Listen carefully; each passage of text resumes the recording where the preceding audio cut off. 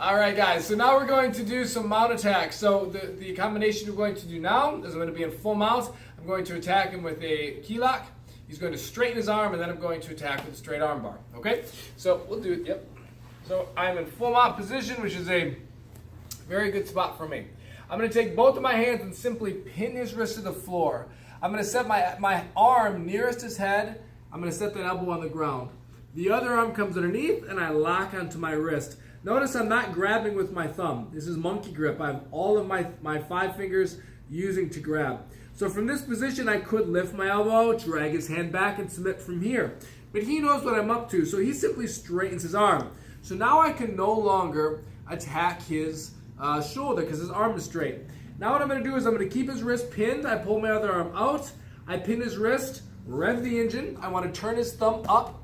The other arm comes underneath. I grab my forearm on the other side, leaving both of my wrists locked straight. Now I'm simply going to lift my elbow that's nearest his head for the straight arm bar, okay?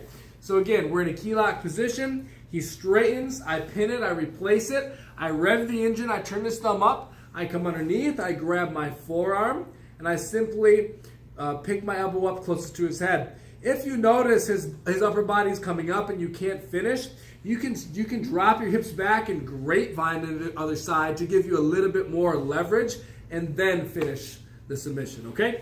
So that is a key lock to a straight arm bar from mount position.